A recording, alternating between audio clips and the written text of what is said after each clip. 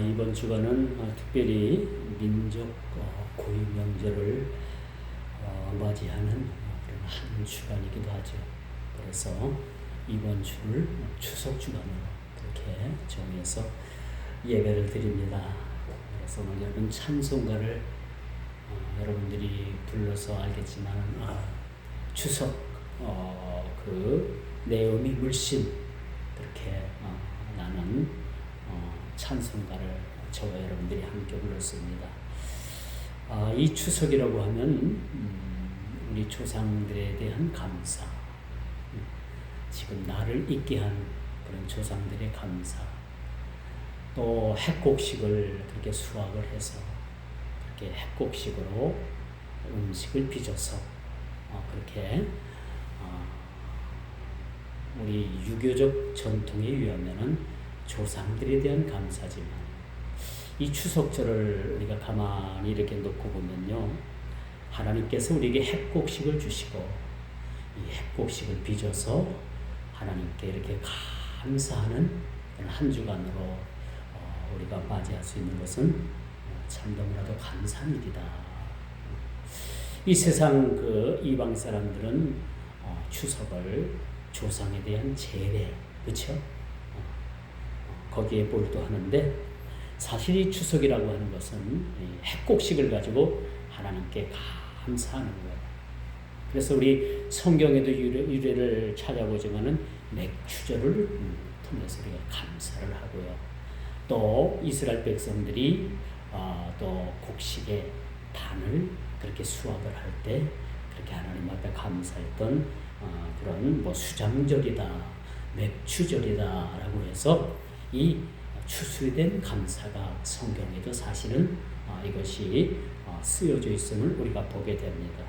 이 추석하면은 여러분 참 전에는 마음이 설레고, 그렇죠?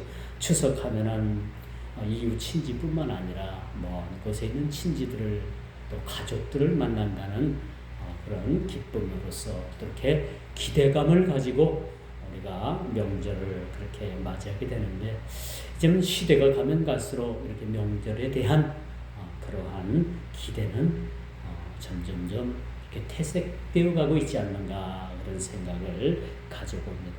그래서 여러분, 농작물이나 우리의 삶이 참 하나님께 이것을 가지고 우리가 감사를 할 수 있다는 것은 너무나도 참 하나님 앞에 뜻깊은 일이 아닐 수 없다라고 말씀드릴 수가 있는 거죠. 그래서 올해는 유례없는 폭염이 지금도 아주 기승을 부리고 있죠.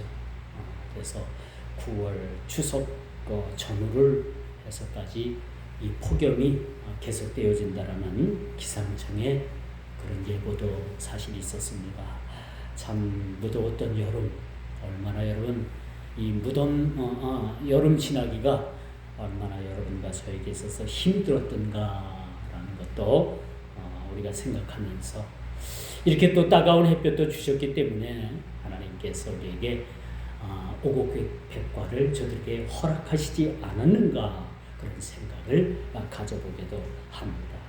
이런 상황에서 우리가 하나님께 시와 때를 따라서 우리가 풍성한 알곡을 주신 그런 하나님께 그렇게 감사할 수 있다는 것은 참 우리가 무엇을 가지고 하나님께 감사할 수 있을까? 그렇죠? 무엇을 가지고 여러분 하나님께 감사할 수 있겠습니까? 농사짓는 농부에게는 한없는 기쁨의 날이기도 하죠. 그러면 과연 농사짓지 않고 직장생활하고 또 개인 사업을 하는 자들에게는 무엇을 가지고 하나님께 감사할 수 있을까? 기나긴 여름을 지나게 하시고 이런 무더웠던 여름 가운데서도 저들을 지켜주시고 건강 주셔서 우리가 지금까지 살아올 수 있도록 은혜 주시고 지금 이 자리에서 예배드릴 수 있는 이 추석절 감사 예배를 하나님께 드릴 수 있다는 것에 대해서 우리가 무한 감사를 드린다는 것은 하나님께 참으로 무엇보다도 귀한 일이 아닐 수 없다라고 말씀드릴 수가 있는 것입니다. 그래도 올해는요, 이 추석이 명절과 이 추석이 주일과 그렇게 구별이 되어서 참 다행스럽다 생각을 합니다. 이 추석이 여러분 주일과 같이 끼어 있으면 참 우리가 움직이기가 그렇게 쉽질 않아요. 그런데 올해는 주일을 지나면서 추석을 우리가 맞이할 수 있기 때문에 그나마 마음적인 그런 여유를 가질 수 있다라고 말씀드릴 수가 있겠죠. 자, 그래서 고향을 찾는 일에는 별 어려움이 없을 것 같아요. 그래서 참 다행스러운 일이 아닐 수 없다라고 말씀을 드릴 수가 있습니다. 자, 이제 오늘 본문의 말씀으로 돌아옵니다. 오늘 본문의 말씀, 저와 여러분들이 말씀을 교독을 했습니다만 무슨 이야기입니까? 우리 주님은 구원이시요 평화의 왕이시라는 거예요. 지금까지 여러분 미가서를 1장부터 2장, 3장, 4장, 지난주까지 4장까지 말씀을 강론을 했어요. 1장부터 4장까지 말씀은 이젠 곧으로 돌아오는 백성들에 대한, 또 그들에게 있어서의 참다운 삶이 무엇인가, 그들을 하나님께서 고토로 돌아오게 하시고 70년 바벨론 그런 포로 생활에서 그들을 다시 이스라엘로 돌아오게 하신 그 목적이 무엇이었을까? 그들을 다시 하나님 자녀 삼아 주실 뿐만 아니라 그들의 흐트러졌던 신앙, 어긋났던 신앙, 잘못된 모든 길에서 그들을 되돌려 다시 한번 하나님의 백성으로서의 그런 회복을 말씀해주고 있다라고 말씀드릴 수가 있습니다. 그런데 미가서 5장은요, 시작하자마자 어떤 말씀의 내용이 나오는가? 예수님의 탄생에 대해서 그렇게 말해주고 있습니다. 이 말씀이 쓰여지던 그 시대는요, 예수님께서 오시기 전 700년 전 이야기입니다.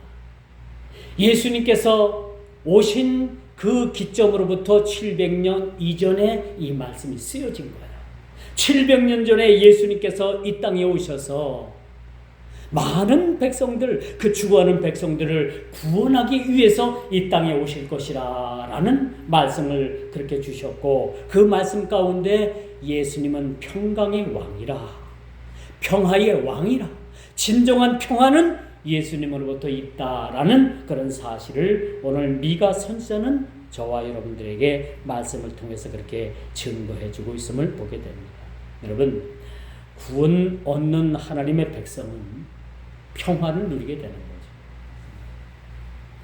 우리가 진정한 우리 삶의 구원이 있을 때에 우리에게 평강이 찾아옵니다. 아무리 많은 재물을 가지고 있어도, 아무리 우리 삶이 건강하고 모든 것을 구비해 놓고 산다고 하더라도 구원받지 못하면 그의 삶에 있어서는 그가 진정한 하나님의 평화를 누릴 수 없다라는 것을 우리는 너무나도 잘 알고 있는 것이지요. 많이 가진 유무가 구원 얻는가는 전혀 상관이 없습니다. 많이 가졌다고 해서 우리가 행복한 것은 절대 아닌 것이지요. 여러분 행복하십니까? 행복하세요? 왜 말들이 없어요? 행복하십니까? 여러분, 행복은 우리의 가진 유무, 우리가 많이 배우고 적게 배운 거, 어느 출신이냐, 그런 거에 아무런 상관이 없는 거예요. 우리의 행복은 예수 그리스도, 구원받은 그 기쁨으로부터 우리에게 행복이 우리에게 찾아온다는 사실을 여러분 믿으시기를 바랍니다. 그래서 여러분, 구원은요, 누군가가 우리를 위해서, 그 누군가가 나의 죄를 위해서 죽으셔야만 가능한 것이 구원의 그러한 진정한 의미라는 것을 우리는 알게 되는 겁니다. 누군가가 나를 위해서, 내가 죽을 그 죄를 위해서 대신 죽었다는 거죠. 내가 죽을 죄를 대신해서 누군가가 죽었는데 그분이 바로 주 예수 그리스도. 주 예수 그리스도, 그분 한 분이, 그분께서 저와 여러분들을 위해서 죽으셨다면 여러분 믿으시겠습니까? 믿으면 그때부터 행복이 찾아오게 되는 겁니다. 여러분, 행복이 별건가요? 행복이 별건가요? 좋은 자동차를 타고 다닌다고 해서 행복한가요? 그것도 몇 달이에요. 좋은 아파트에서 산다고 해서 행복입니까? 그것도 몇 달입니다. 좋은 옷을 입었다고 해서 행복인가요? 그것도 며칠인 거예요. 진정한 우리의 행복, 진정한 행복을 가져다 주는 분은 바로 예수 그리스도 그분이라는 사실을 예수님 오시기 전에 700년 전에 미가 선지자는 오늘 본문을 통해서 그렇게 예수께서 이 땅에 오실 건데 그분은 구원자이시오 우리에게 진정한 행복을 가져다 주는 행복자시라는 것을 우리들에게 그렇게 가르쳐 주고 있다는 겁니다. 여러분, 이만큼 여러분 우리의 구원은 그렇게 값없는 게 아니에요. 우리의 구원은요 그렇게 값어치 없는 게 아닙니다. 우리의 구원은요 하늘의 왕이신 예수님이 어떤 신분을 가지신 분이에요? 하늘의 왕이신 분이에요. 하늘의 왕이신 분이 그 보호자에서 내려오셔서 그 하늘의 왕의 자리를 버리시고 이 땅에 가장 낮고 낮은 그 자리까지 내려오셔서 우리를 섬기셨을 뿐만 아니라 우리를 위해서 죽으셨다는 그 사실에 대해서 여러분 이 사실에 대해서 우리가 참으로 이것을 믿음으로 받아들이고 말씀으로 받아들이고 인격적으로 이것을 받아들이게 되면 그때부터는 우리가 감사한 마음이 입에서 거저 흘러나오게 되는 거예요. 여러분 억지로 감사할 수 없어요. 그러나 이 사실 우리가 구원받았다는 이 사실 이것이 은혜라는 사실을 우리가 깨달을 때는요 얼마나 이것이 우리에게 감사한 일인가 얼마나 우리가 살아가면서 감사한 일인가 우리가 모든 환경을 초월해서 감사할 수 있는 일이 바로 주 예수 그리스도로 인하여 우리가 감사할 수 있다는 사실을 우리가 보게 되는 것입니다. 그러므로 오늘 구원과 평안은 같은 선상에서 우리가 볼 수 없는 거예요. 구원받은 사람은 하나님의 평강이 넘치게 됩니다. 저희가 어렸을 때에 그런 주일학교 그런 찬양이 있었잖아요. 내게 강 같은 평화. 그렇죠? 이건 뭐 우리 복음송에도 있는 그런 찬양입니다만 내게 강 같은 평화가 그렇게 흐르는 것은 주 예수 그리스도 그분께서 우리에게 평강을 가져다 주신다는 사실을 우리가 보게 되는 것이죠. 그러므로 여러분 우리가 주님께서는 우리의 구원자이실 뿐만 아니라 우리를 구원하셨을 뿐만 아니라 우리에게 평화를 가져다 주시는 분이에요. 여러분 세상의 평화는 잠시 잠깐이에요. 여러분 60년 70년대에 여러분 중동에 굉장한 그런 전쟁이 있었어요. 미국의 키신저라는 그런 외무장관이 그 중동에 가가지고 평화 조약을 맺게 됩니다. 근데 그 평화도 여러분 잠시 잠깐 아닙니까? 지금 미국의 바이든 정부가 어떻게든지 하마스와 이렇게 이러면 평화협정을 맺으려고 해요. 근데 이게 쉽게 되질 않습니다. 이것이 맺어진다고 하지만 언젠간 이것이 또 깨집니다. 사람이 맺은 평화는 언젠간 깨지게 되어 있습니다. 그러나 우리 주님께서 주시는 이 평강과 평화는 영원한 거예요. 다시 묻겠습니까? 평안하십니까? 아멘. 평안을 우리가 누리게 되는 거예요.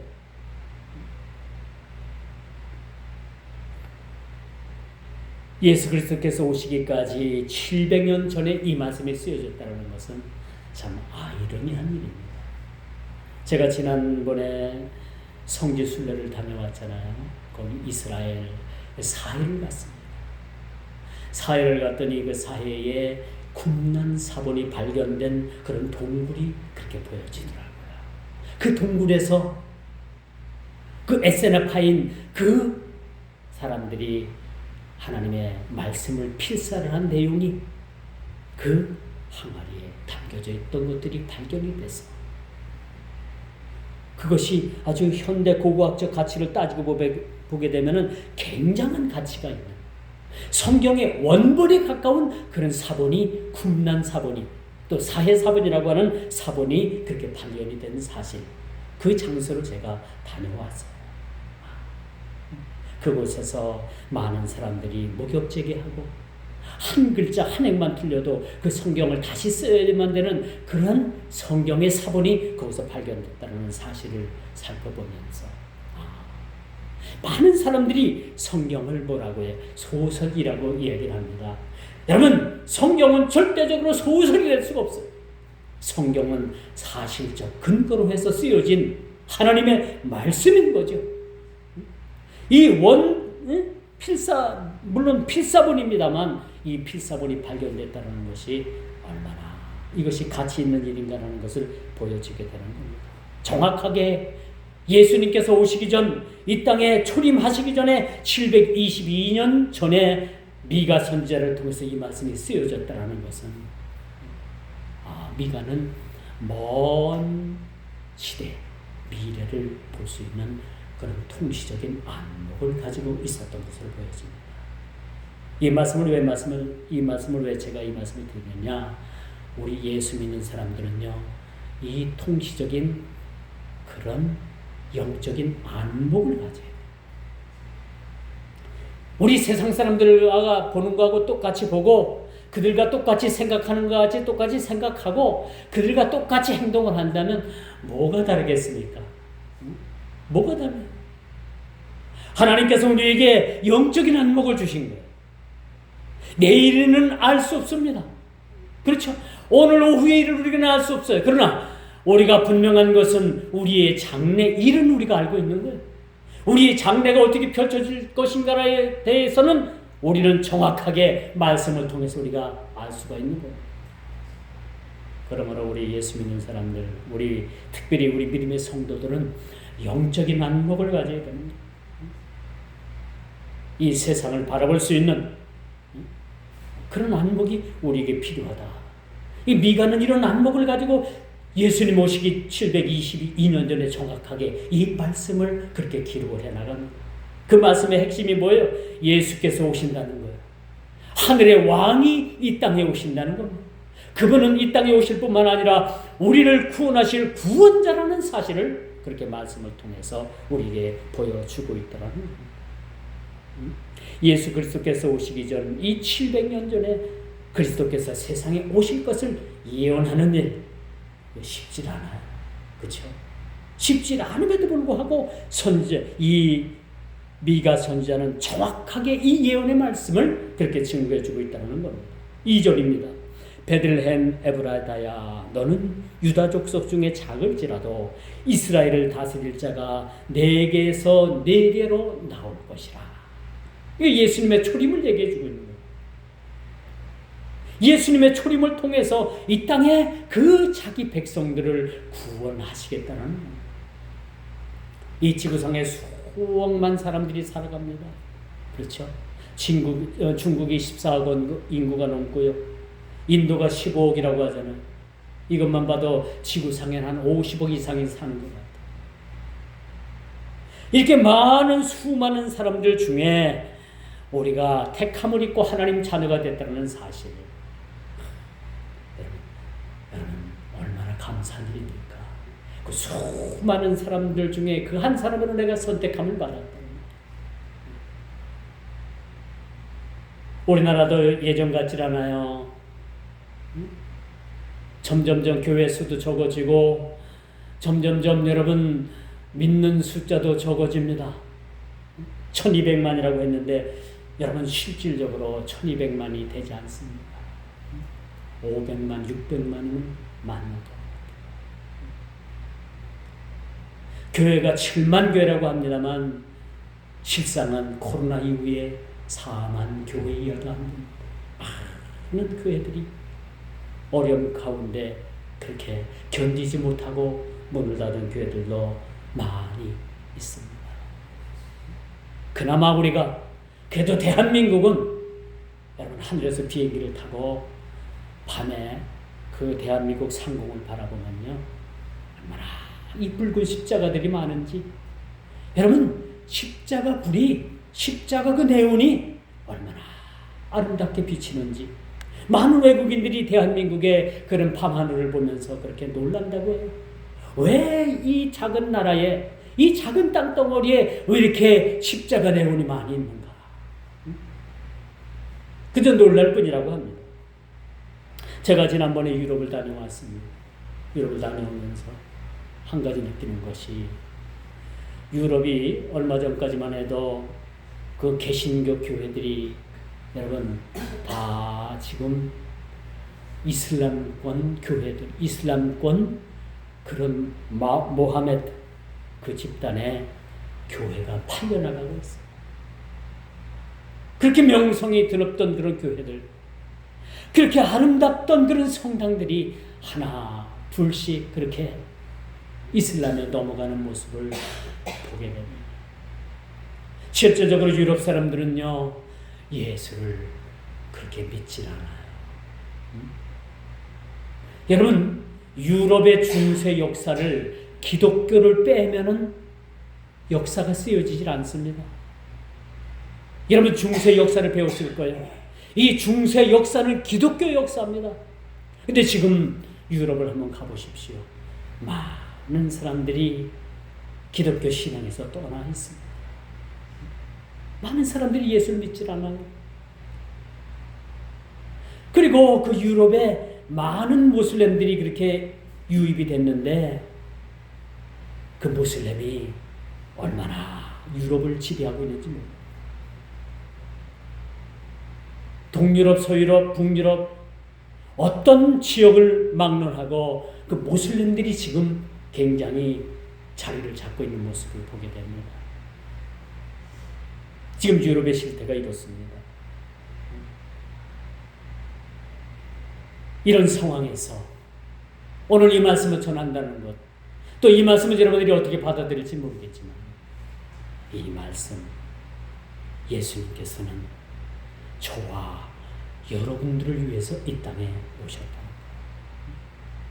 그리고 고통받는 이스라엘을 구원하시기 위하여 이 땅에 오셨다는 겁니다. 이 땅의 진정한 평화는요, 사람으로서는 이 평화를 우리가 이 평화를 누릴 수도 없고 사람으로서는 가능하지 않지만 주님께서 이 땅에 평화를 주시게 되면 그 평화가 지속되리라는 것은 확신하는 그런 바이라고 말씀드릴 수가 있습니다. 예수님께서 오신 목적이 뭐예요? 고통받는 이스라엘, 고통받는 이 땅에서 많은 죄로 인해서 죽을 수밖에 없는 그 영혼들을 위해서 이 땅에 오셨다는 사실, 우리가 이 말씀을 통해서 다시 한번 확인하게 됩니다. 그러므로 메시아의 탄생은 속박과 억압으로부터의 해방을 가져옵니다. 우리가 죄로부터 해방을 받게 돼요. 그렇죠? 우리는 이제부터 죄로부터 구원함을 얻게 됩니다. 우리가 죄를 지으면 우리 죄를 지은 그 죄에 대해서 자책은 하지만 이것 가지고 우리가 죽을 수는 왜? 우리의 죄를, 우리의 과거의 죄나 현재의 죄나 미래의 모든 죄들을 우리 주님께서 다 해결해 주시고, 그럼 이런 또 문제가 발생돼요. 그러면 우리가 지금부터 죄 짓고 살면 되겠네? 그건 아니죠. 그건 아니죠. 예수를 믿고 신앙 가운데 있는 사람은 어떻게든 죄 짓고 살지 않으려고 발버둥 치는 사람들이에요. 그렇죠? 어떻게 하면 죄 짓지 않고 살까? 어떻게 하면 하나님 말씀대로 살아볼까? 그것이 바로 죄 짓지 않고 살려고 하는 그런 발버둥 치는 마음들이라고 말씀드릴 수가 있는 거죠. 그러나 우리는 여전히 우리 마음속에 죄성이 있기 때문에 죄를 짓습니다. 마음의 죄를 짓을 수도 있고요, 육신의 죄를 지을 수도 있고요, 연약해서 짓는 거예요. 그러면 어떻게 돼야 돼요? 또 하나님 앞에 나와서 이실 짓고 우리의 죄를 회개하는 수밖에 없는 거예요. 이 회개가 자꾸 습관이 되면 안 됩니다. 죄 짓고 회개하면 되지? 이거 절대 틀린 말이에요. 죄 지으면 회개하면 되지? 아니에요. 회개 한번 해보세요. 여러분 자의로 한번 회개하려고 해보세요. 얼마나 힘듭니까? 자의든 타의든 회개하는 것이 쉬운 일이에요? 아니에요. 회개하는 것도요, 얼마나 어려운 일인지 모릅니다. 그렇기 때문에 여러분, 죄를 지으면 회개하는 것은 아주 마땅한 일인지라마는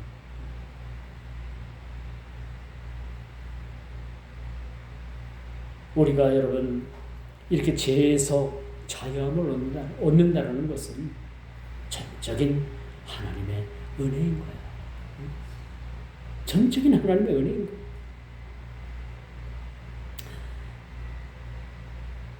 그러므로 메시아의 탄생은 속박과 억압으로부터 우리의 해방을 가져다 준다는 사실들을 여러분들 염두하면서 살아가야 돼요.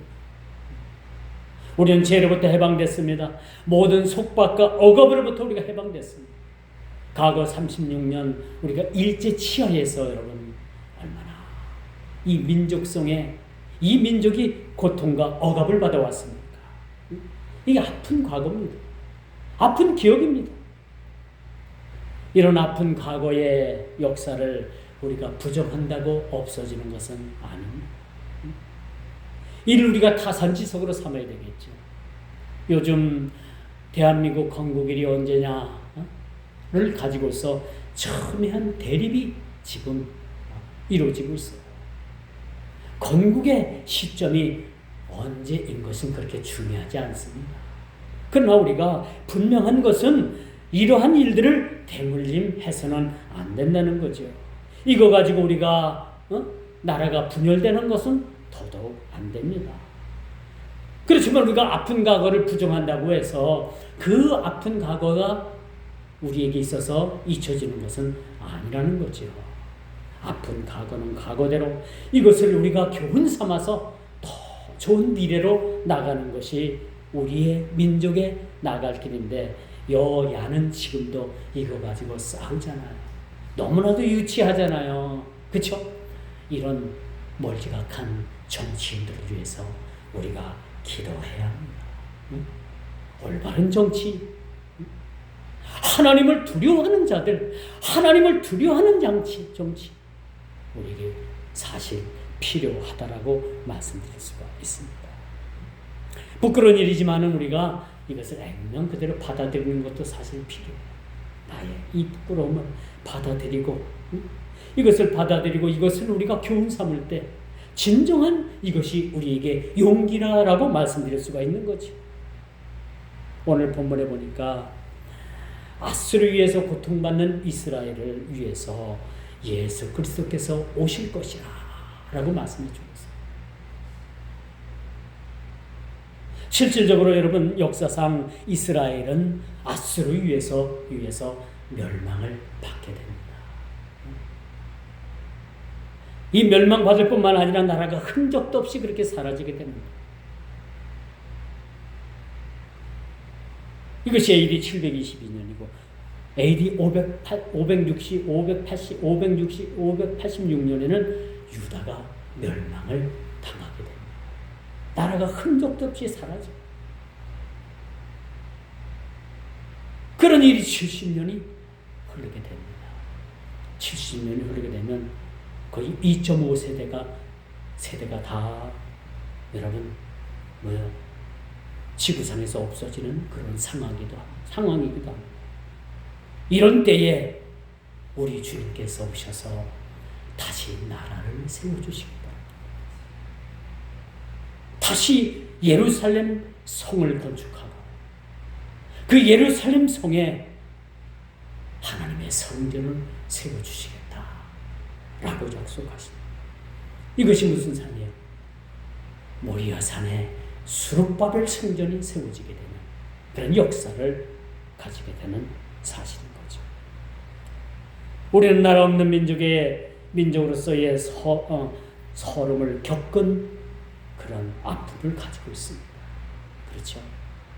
이것을 우리가 교훈 삼아서 오늘날 우리가 여야가 그렇게 대치하고 싸움만 할 것이 아니라 과거의 역사를 가지고서 그렇게 싸움만 할 것이 아니라 미래 지향적인 그런 모습을 가지고 나아가야 된다는 거죠.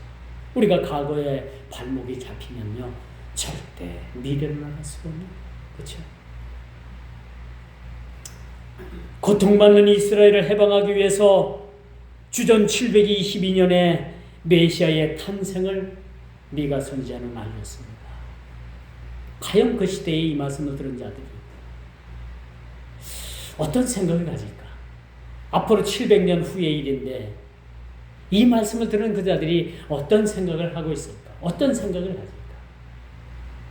마치 예수님께서 다시 오십니다 오신다라는 말씀을 여러분들이 들을 때 어떤 생각을 가지게 됩니까?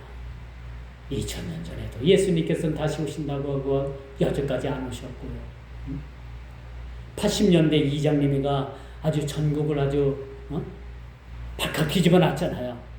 몇 년, 몇 시에 예수님 오신다고 해가지고 많은 사람들이 그런데 그날 예수님 오셨어요? 안 오셨어요? 안 왔잖아요. 그 일대 혼란을 겪잖아요. 예수님 오시기 전 700년 전에 이 말씀이 선포됐는데 과연 그때 그 자리에 있었던 백성들은 어떤 생각을 하고 있었을까? 그렇다면 오늘 사는 우리가 예수님께서 다시 오신다고 하는데 언제 다시 오실런지 아는 이는 없지만은 그래도 그 희망을 가지고 사는 사람들이 과연 얼마나 될까? 예수님 다시 이 땅에 오신다는 생각을 우리가 늘 이 말씀을 가지고 살고 이 말씀을 통해서 우리가 준비하면서 산다라고 하면 우리가 한시라도 세상을 여러분 헛되게 살 수 없다라는 결론이 우리에게 나온다는 사실입니다. 그러면 우리가 예수님 오실 때까지 다시 이 땅에 우리 주님 재림하실 그날까지 우리는 준비해야 합니다. 지혜로운 다섯 처녀와 같은 그러한 준비가 우리 삶 가운데 있어야 된다는 거죠. 적어도 이런 삶이 우리 가운데 있어야 된다는 것만큼은 여러분 믿어야 된다는 그런 사실입니다. 과거에도 안 왔고 중세도 안 왔고 근대도 안 왔고 현대도 안 오고 앞으로도 올 기미도 없는데 그렇게 생각하고 산다면 언제 주님께서 도적같이 호련히 이 땅에 오실는지 여러분 우리가 그때 가서 당황하면 안 되지. 그때 가서 울고불고 우리가 방황하면 안 되지. 이제 마지막으로 참 평화의 왕 메시아 예수 그리스도를 우리가 이 시간 깊이 생각해 보게 하는 것입니다. 지금 지구 한편에서는 땅 뺏기 전쟁이 일어나고 있습니다. 잘 아는 바 러시아와 우크라이나가 지금 전쟁을 벌이고 있습니다. 분명한 것은 여러분 이것이 언제 포성이 멎을지는 몰라요. 기약도 없는 그런 싸움이 됩니다. 이렇게 명분 없는 싸움이라고 봐요. 한쪽에서는 땅을 빼앗으려고 하고 한쪽에서는 자기의 땅을 지키려고 하는 그런 처절한 싸움이 지금 벌어지고 있습니다. 이 전쟁을 보면서 여러분 어떤 생각을 가지고 계십니까? 여러분 그들의 처절한 전쟁만큼이나 오늘을 사는 우리 그리스도인들도 영적인 처절한 싸움이 지금도 벌어지고 있다고 하면 여러분 믿으시겠습니까? 지금 영적인 싸움입니다. 우리 믿는 믿음의 성도들의 그런 영적인 싸움이 지금 현재 진행형입니다. 그러므로 우리 성도들은 전신갑축 하나님의 말씀으로 무장할 필요가 있다고 말씀드릴 수가 있겠죠. 이 전쟁은요, 여러분 세상에 이런 싸움보다도 더 처절한 싸움이 될 수가 있는 거예요. 왜? 이 마지막 때 우리의 믿음을 지키기가 그만큼 쉬운 일이 아니라는 거죠. 여러분 지금까지 지나오면서 얼마나 많은 여러분의 믿음을 지키는데 어려운 일이 있었습니까? 넘어지는 일들이 얼마나 많이 있었습니까? 수없이 우리는 넘어지고 수없이 일어서고 포기할까도 생각했지만은 그래도 포기할 수 없는 것이 우리의 신앙임을 우리는 너무나도 잘 알기에 지금까지 저와 여러분들이 이 자리에 와 있다라고 말씀드릴 수가 있습니다. 그리고 이제 예수님께서 이 땅에 오신다라는 그 초림의 말씀처럼 이 말씀을 통해서 우리가 다시 한번 생각할 수 있는 것은 주님께서는 반드시 이 땅에 다시 오신다는 사실들을 저와 여러분들은 잊어서는 안 된다라는 사실들을 꼭 기억하시길 바랍니다. 그리고 이제 주님께서 다시 오실 때는 누구를 찾느냐? 남은 자를 찾겠다. 오늘 3절 또 8절 7절 8절 그 말씀이 바로 남은 자입니다. 주님께서 이 땅에 다시 오셔서 누굴 찾느냐? 남은 자를 찾는 남은 자. 끝까지 믿음을 지킨 자. 그 환난과 고통 가운데서도 끝까지 믿음을 지키고 그렇게 남은 자들을 주님께서 오늘 언급하시지요. 7절 8절 남은 자들을 그렇게 언급하고 계십니다. 그 남은 자가 주님 마지막 때에 이 땅에 오셔서 그 남은 자가 저와 여러분들이 되기를 주 이름으로 축원드리겠습니다. 남은 자들이 되어야 됩니다. 이제 말씀의 기결점은 남은 자를 향해서 그들의 미래를 약속하고 있는 말씀이 오늘 말씀으로 등장을 하고 있죠. 그리고 10절 이후에는 뭐예요? 믿지 않는 자들에 대한 그 불신자들에 대한 하나님의 심판, 그 불같은 심판이 그렇게 기결점으로 쓰여지고 있다는 사실입니다. 여러분,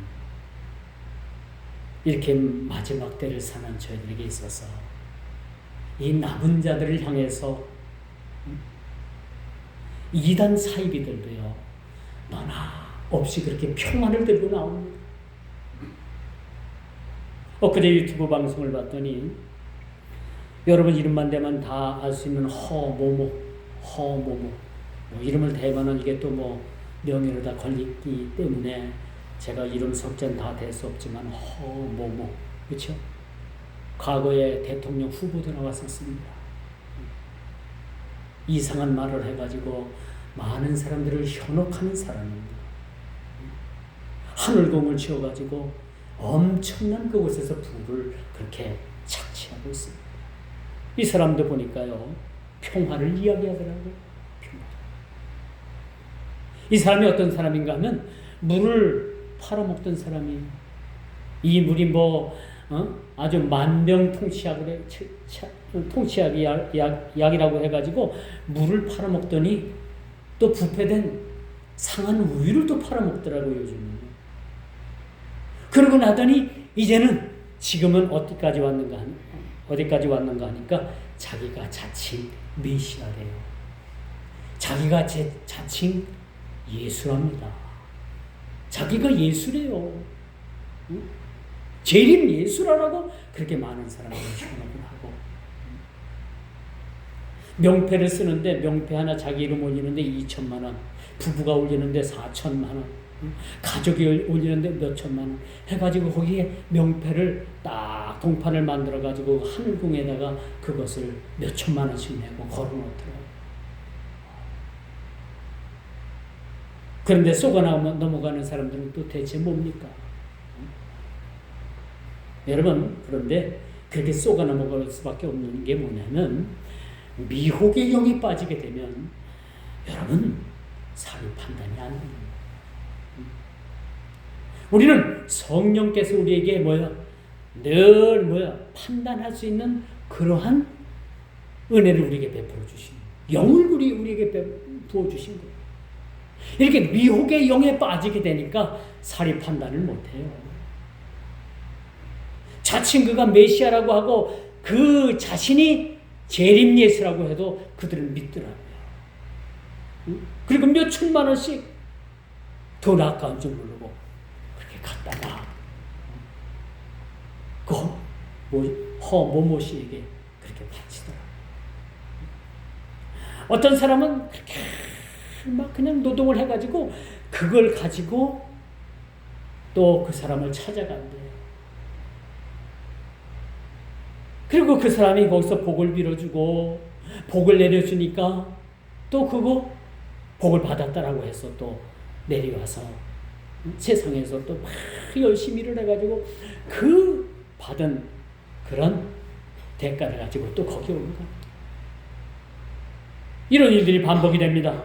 왜 그럴까요? 그들은 미혹의 영에 빠져있기 때문에 그럽니다. 미혹의 영은 거짓의 영입니다. 그 미혹의 영, 거짓의 영을 지배하고 있는 것이 사탄 마귀인 거예요. 지금도 마귀는요, 우는 사자처럼 그렇게 배회하면서 믿는 자라고 할지라도 한 사람이라도 더 타락시키기 위해서 우는 사자처럼 그렇게 배회하는 시대에 우리가 살아가고 있습니다. 여러분, 이런 마지막 때에 주어지는 하나의 징조입니다. 이제 말씀의 결론을 맺습니다. 이제 주님의 초림을 넘어서 재림의 때를 우리는 기다리고 있습니다. 근데 아이러니한 게, 제가 작년에 이스라엘을 갔다 왔지만은 이스라엘 사람들의 98%는 뭐예요? 아직도 초림 메시아를 기다리고 있어요. 아직도 아기 예수님을 기다리고 있더라고요. 우리는 다시 오실 메시아 예수님을 기다리고 있는데 그들은 아직도 메시아 초림 아기 예수님을 기다리고 있어요. 이게 역사적인 아이러니입니다. 역사적인 아이러니. 그들은 눈이 감겨져 있어요. 눈이 닫혀져 있습니다. 오신 메시아를 그들은 메시아로 여러분 여기지 않고 있습니다. 이렇게 우리가 재림의 때를 기다리고 있는 이때에, 주님 다시 오실 이때에 남은 자들을 모을 겁니다. 남은 자들을 모을. 이 남은 자들이 어떤 자들이라고요? 끝까지 환난과 고통을 견딘 자들, 그런 자들을 주님께서는 모으실 것입니다. 끝까지 믿음을 지킨 자들에게 생명의 면류관을 씌워주실 것입니다. 믿음을 끝까지 지키는데 여러분 의미가 있는 거예요. 어제까지는 잘 믿었는데 내일에 가서 여러분 예수님을 모른다고 하면 어떻게 되겠습니까? 안 되잖아요. 그럴 수는 없잖아요. 요즘 우리 주위에 보면요, 치매 환자들이 너무 많아요. 그래서 여러분들에게 감히 제가 여러분들에게 기도 제목을 한 가지 여러분들에게 정해드리는데 꼭 여러분들 기도하세요. 하나님, 제가 하나님 앞에 설 때까지 맑은 정신 주세요. 맑은 정신으로 주님 뵙게 해주세요. 이거 굉장히 중요한 기도 제목 같아요. 저희 어머니가 아프지 않고 친정어머니를 봐도 참 그 마지막 임종이 좋지 못하고 시어머니를 봐도 마지막 임종이 좋지 못하니까 저희 어머니가 한 가지 기도의 소원의 제목이 있었습니다. 나는 아프지 않고 며칠만 앓다가 주님 앞에 서게 해주세요. 근데 실제로 그 기도가 그들이 이루어져서 한 3일 앓다가 하나님 나라 가셨습니다. 이 기도가 중요한 것 같아요. 하나님 앞에 맑은 정신으로 하나님 앞에 서게 해달라는 거예요. 뭔 아직 나는 젊은데 아니에요. 우리가 이런 기도 필요합니다. 맑은 정신으로 하나님 앞에 서게 해달라는 거예요.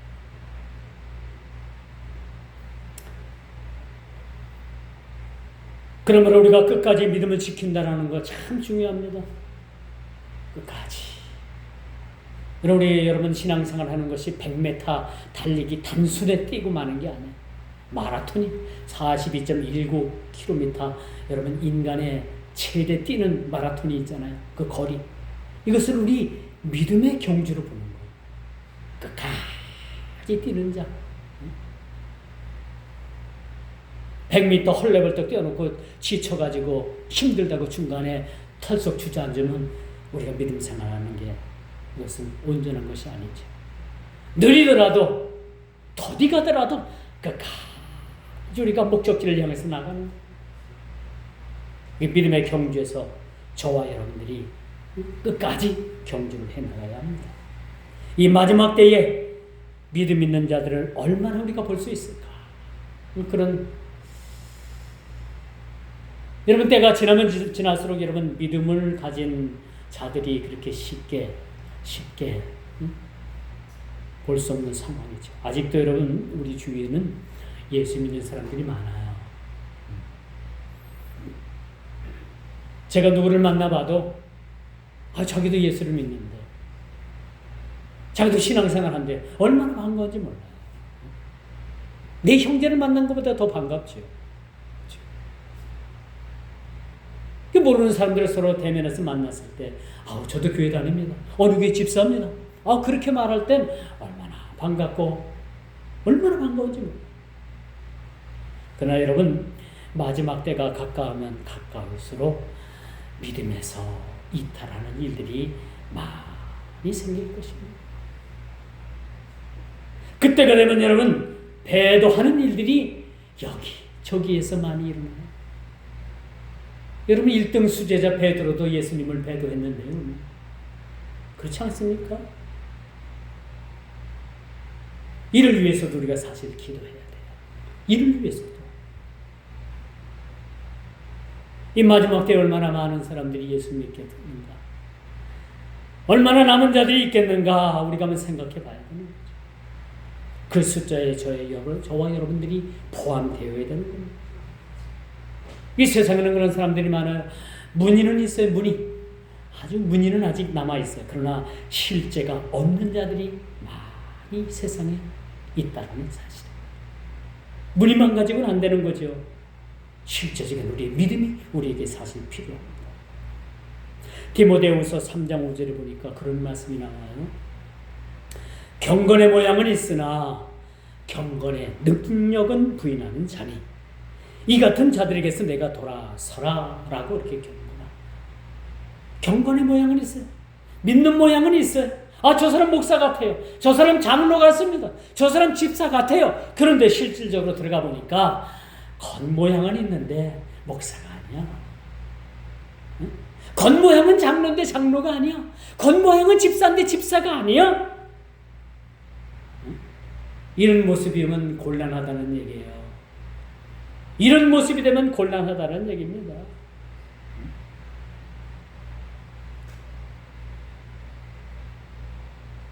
그러니까 이 같은 자들에게서 내가 돌아서라 라고 그렇게 말을 합니다. 두말할 것도 없어요. 돌아서야 됩니다. 거기에 같이 독려해가지고 휩쓸리면 세상으로 떠내려가는 방법밖에 없어요. 여러분, 건강한 물고기는 물을 역류해서 올라간다고 합니다. 떠내려가는 대로 헤엄쳐서 떠내려가면 쉬운 것 같잖아요. 세상도 그렇게 살면 쉬운 것 같잖아요. 그렇죠? 적당히 타협하고 적당히 살면 쉬운 것 같잖아요. 근데 건강한 물고기는요, 그 물결을 향해서 거꾸로 헤엄쳐서 올라간다고요. 얼마나 힘듭니까? 그 역류에서 물고기가 올라가면 얼마나 힘이 들겠어요. 그런데 그렇게 거꾸로 해서 힘있게 그렇게 역류해서 올라가는 물고기는요, 그 몸속에 몸 바깥에 그렇게 기생하고 있던 기생충들이 역류하고 힘있게 올라가는 그 힘에 의해서 기생충들이 다 떨어져 나간다는 거예요. 그래서 건강한 물고기가 된다는 겁니다. 우리 사람도 마찬가지예요. 우리 믿음도 마찬가지입니다. 세상과 적당히 타협하고 그렇게 세상에 물 떠내려가듯이 흐르듯이 그렇게 떠내려가게 되면 분명히 그 신앙은 병든 신앙이 될 수밖에 없는 거예요. 병든 신앙이 될 수밖에 없습니다. 물고기의 교훈처럼 우리도 세상을 향해서 역류해서 헤엄쳐 올라가는 신앙만이 건강한 신앙이라는 거예요. 우리 신앙에는 반드시 뭐가 있습니까? 고난이 있는 거예요. 그 고난을 마다하지 않는 겁니다. 그 고난의 짐을 우리가 지는 겁니다. 그렇죠? 예수 믿으면 뭐 병도 낫고 부자가 되고 자녀 잘 되고 모든 것이 다 잘 될 줄 알았는데 예수 믿고 보니까 뭐예요? 우리에게 한 가지 짐이 있어요. 그 고난의 짐을 같이 짊어지는 거예요. 그렇죠? 예수 믿고 모든 것이 다 잘 되고 그러면 예수 안 믿을 사람이 어디 있어요? 여러분, 우리가 예수를 믿어도 주님께서 우리에게 주신 고난이 있습니다. 이 고난 짊어져야 되는 거예요. 이 고난을 통해서 우리가 하나님 앞에 한 걸음 한 걸음 더 가깝게 나아가는 겁니다. 세상을 향해서 역류해서 세상에 떠나려가지 아니하고 세상을 향해서 우리가 그렇게 고난 속에서도 물고기처럼 역류해서 나가는 신앙이 우리에게 필요하다는 겁니다. 예수 믿어도 고난이 옵니다. 이 고난을 우리가 마다할 필요가 없어요. 이 고난의 짐을 우리에게 주어진 이 고난의 짐을 지고 남은요? 아니요. 주님께서 우리의 고난의 짐을 주님께서 맡아서 지시는 거예요. 우리 유명한 예화가 있잖아요. 어떤 사람이 막 주님 앞에 막 화를 내고 불만을 토로했어요. 어떤 일로 인해서 그렇게 불만을 토로했나니까 자기 인생을 다 이렇게 지나온 인생을 이렇게 발자국으로 보여주는데 그 고난 가운데서 자기 발자국이 다 지나온 발자국이 이렇게 탁탁 찍혀 있는 거예요. 그 어느 한순간에 자기 발자국이 없어요. 없어져 버렸어. 그래서 주님께 물었죠. 이렇게 발자국이 없어졌을 때 내가 인생 가운데 가장 큰 고난을 당했는데 주님 그때 나와 함께 하시지 않고 나 혼자 이 길을 걸었습니다. 그때 주님께서 하시는 말씀이 얘야 그때 내 발자국이 없었던 것은 너 그렇게 가장 어려울 때 힘들 때 네가 그것을 감당하지 못할 때 내가 업어서 그 지점까지 내가 너를 업어서 걸었단다. 그런 말씀을 하시다. 언제나 우리에게 고난은 우리 인생의 위기라고 생각을 하지만 그 고난은 기회가 된다는 사실들 여러분 꼭 기억하시길 바랍니다. 가짜가 세상에 너무 많이 있습니다. 가짜. 늘 저는 그런 생각을 해요. 나는 진짜인가? 나는 진짜인가? 가슴에 손 얹고 한번 생각해. 내가 진짜 목사인가? 세상에는 가짜가 많이 나왔습니다. 여러분 너무 많아요. 가짜. 이런 가짜가 많이 나와 있기 때문에 주님께서 마지막 때 남은 자를 찾으실 겁니다. 남은 자. 기도하겠습니다.